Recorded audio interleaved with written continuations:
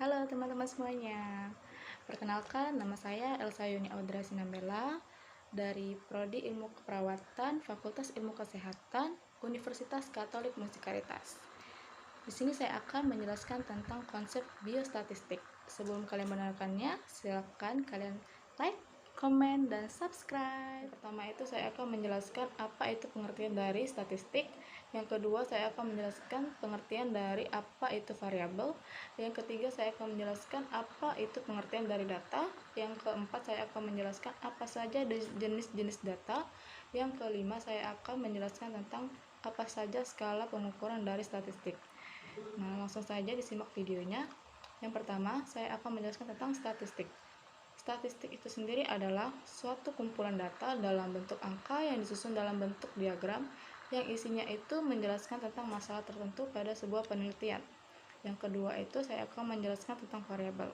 Variabel itu sendiri adalah ukuran atau ciri-ciri yang dimiliki oleh setiap anggota-anggota kelompok yang berbeda dengan kelompok lainnya. Yang ketiga, saya akan menjelaskan apa itu pengertian dari data. Pengertian dari data itu sendiri adalah kumpulan dari informasi yang berisi angka yang dihasilkan dari pengukuran atau perhitungan suatu penelitian.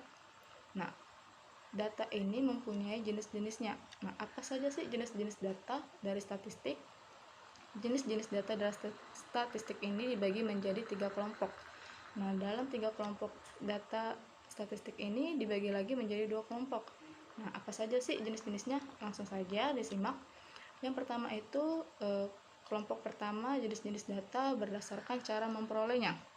Nah, dalam cara memperoleh data ini dibagi menjadi 2 data lagi. 2 data itu terdiri dari data primer dan data sekunder. Data primer itu sendiri adalah data yang diambil secara langsung dari objek penelitian baik dalam penelitian perorangan maupun organisasi.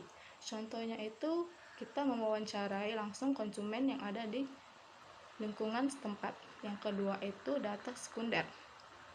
Data sekunder itu tidak diambil secara langsung dari objek penelitian. Contohnya menggunakan data dari surat kabar atau majalah. Kemudian yang kelompok yang kedua itu data berdasarkan sumber. Data berdasarkan sumbernya ini ada dibagi menjadi 2 lagi. Yang pertama itu data internal dan data eksternal. Data internal ini adalah data yang dimana situasi dan kondisi organisasi secara internal. Contohnya itu mengambil data keuangan. Yang kedua adalah data eksternal. Data eksternalnya itu sendiri adalah data yang menggambarkan suatu kondisi dan situasi yang ada di luar organisasi. Contohnya itu seperti data persebaran penduduk dalam sebuah penelitian. Yang terakhir adalah pengkelompokan jenis-jenis data berdasarkan jenisnya. Nah, yang berdasarkan jenisnya ini dibagi menjadi 2 kelompok lagi. Yang pertama itu data kualitatif dan data kuantitatif. Data kualitatif ini berbentuk dengan kualitas, seperti adanya penyataan yang dikategorikan menjadi 3 kategori, yaitu seperti kategori setuju, kurang setuju, dan tidak setuju. Nah, dalam proses kategori ini harus diberikannya coding. Coding itu sendiri seperti contohnya kategori setuju. Kategori setuju ini diberikan kode 1. Kemudian kategori tidak setuju diberikan coding 3. Sedangkan kategori kurang setuju diberikan kode 2. Nah, yang kedua adalah data kuantitatif. Data kuantitatif ini adalah data yang dalam bentuk bilangan numerik. Contohnya itu seperti jumlah balita yang mendapatkan imunisasi pada suatu penelitian tersebut. Misalnya kita melakukan penelitian di lingkungan desa A.